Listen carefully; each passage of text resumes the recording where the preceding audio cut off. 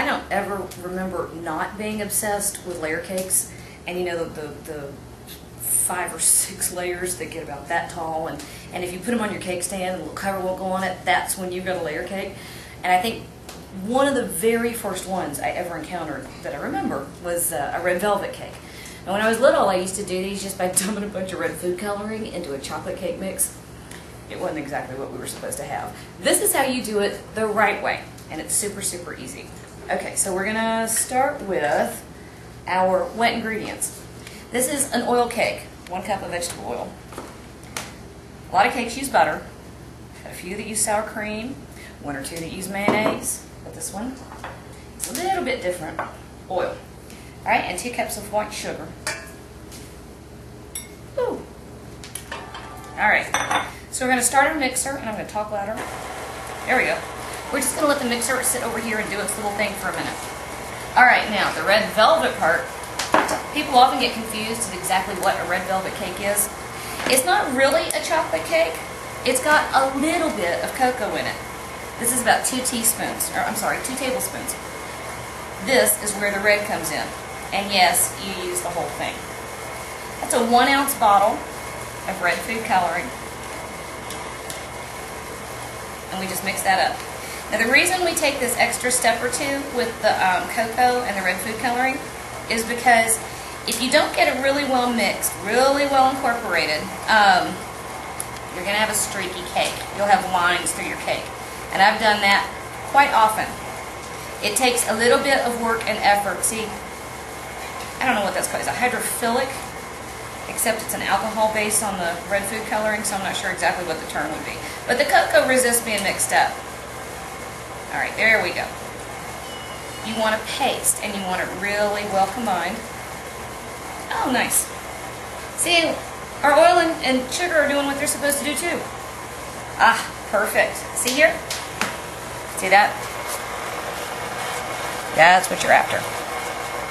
There we go. All right, now over here, which we're going to add in a minute, but over here I've got 1 cup of buttermilk. And we're going to scrape that in there. And let the buttermilk and the cocoa and the red food color all hang out together. And again, this just helps keep all your color even. Because you really want a screaming red cake. A lot of people like to do this for Valentine's Day or Christmas. Big time, big Christmas cake. I don't think there's a bad time for one. Okay, so this is ready. We're going to let that sit there and hang out and do its thing. Okay, so once your oil and your sugar have come combined, and this is just the creaming method. Same, red food color. Same thing you do with just about every cake on the planet. Add your eggs at this point, 1 at a time. And you want to let them get combined before you add the next one. This is part of what will put air and lift into your cake and making sure that your ingredients are well combined. That's a mistake I think a lot of people make, is that they don't take the time to let the mixer do the work. Now when it does get to this point, this is another thing I think people don't do enough. Scrape down the sides of the bowl.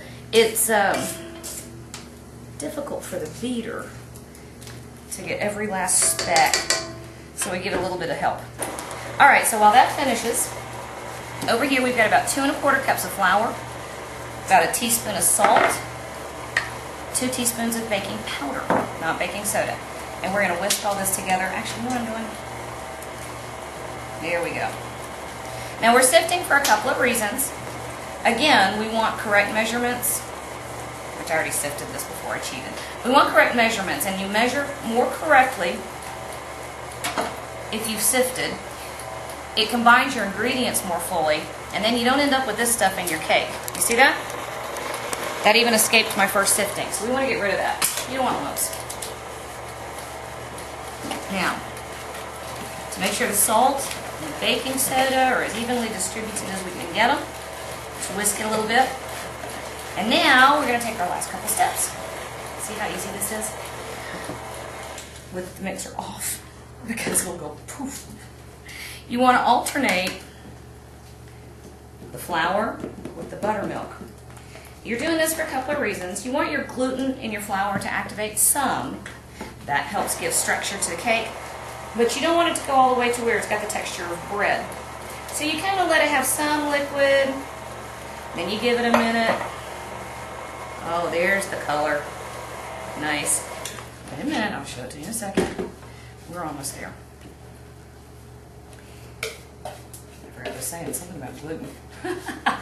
You don't want it to have the texture of bread, so you want it to have some lift and structure, but not too much. So you're giving it a chance to absorb all these liquids. Develop a little bit. We're going to slap it in the oven before it has a chance to, you know, go too far.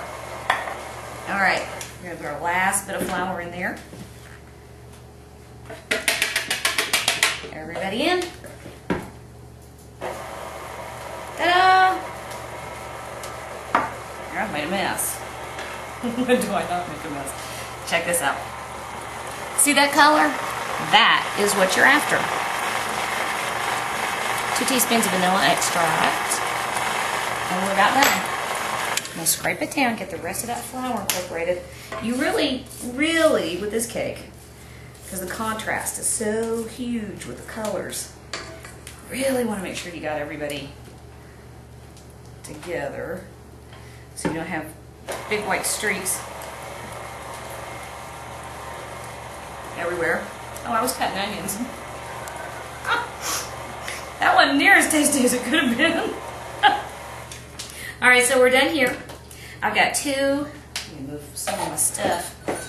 I've got 2 9-inch, that was better. I've got 2 9-inch cake pans I buttered and floured. I've got my oven set to 350 degrees. And we're going to, more or less, divide this evenly. Because this is an oil cake, your batter's not as thick as a butter cake. So you don't have to worry about leveling off the tops or making sure there's no air in it. You just kind of throw it all in a pan. I think I got a little more in one than the other. Yeah, a little bit of onion. Okay, so I'm going to throw this in here. We're going to have about 30 minutes. I'm also going to make a cream cheese frosting, which is perfect, and it makes it absolutely beautiful. And when I come back, I'll show you what all of this looks like all together. Okay, so our red velvet cakes came out of the oven, and they sat in their pans for about 10 minutes to let them kind of solidify. If you take them out too early, they'll have a tendency to fall apart. So then I let them on the wire rack to cool all the way, and now we're going to frost them. So, just a minute. I have a very bad baby. Can you hush? And let go. Can I pass you off? No?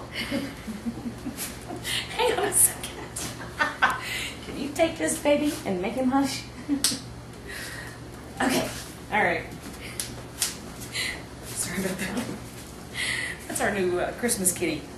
Alright, so, super easy. I have 1 cake of the 2 that's stuck a little bit, and see it's got a couple little spots. Put him on the bottom. Nobody needs to know. Super easy to frost these. And here comes the kitten again. So just put a nice thick layer in the middle. You want the contrast when you cut into this. So I like getting it kind of thick in the middle. There we go. And number 2, right on top.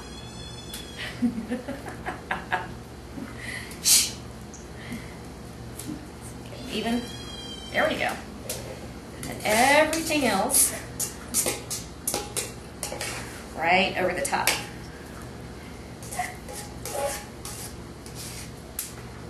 Deja vu. I did this a few days ago, didn't I? Okay. Now to frost it, I like to get it all on the top. And then you just kind of work it to the edges. Just like that. That way you have a nice thick layer on top.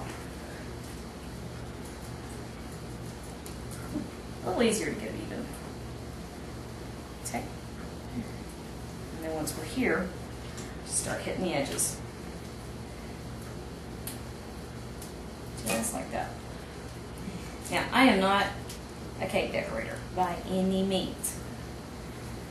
I love beautiful cakes. but I am such a klutz that I have to rely on other things for the wow factor. Love the flavor. That's where I get mine.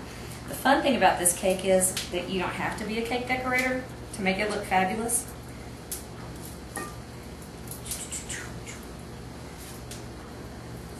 See? There's not a whole lot better than like luscious swirls of icing of any kind. Now, if you don't like your cream cheese frosting as sweet, use less sugar. I mean, it's really that simple. And if you want to, and you're working with other flavors, you can add different kinds of extracts. So like almond is good. I make a chocolate cream cheese frosting. My daughter is over here holding up a sign to me for some reason. And she doesn't realize I'm blind and I can't read it anyway. Nice try. What? Leave some frosting left over. Look, this is nice. Check that out. That's what I'm getting in the background. So not only, I've got two at home sick today. Two of my bigs. That's what I call them. I've got the bigs, the middles, and the littles. And that way I know which school to go to at that time. Oh, it's time to pick up the littles. Okay, so we're about done.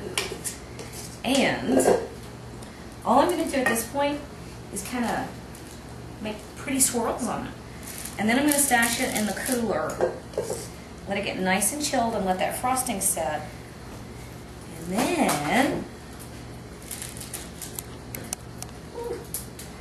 are we about even? Yeah.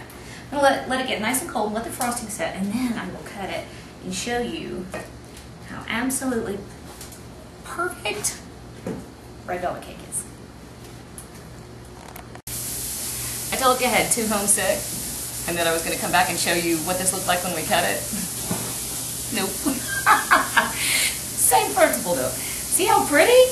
You have the layers with the frosting and that beautiful bright red. And it is my excuse now that they already got into it. Absolutely yummy, yummy, yummy.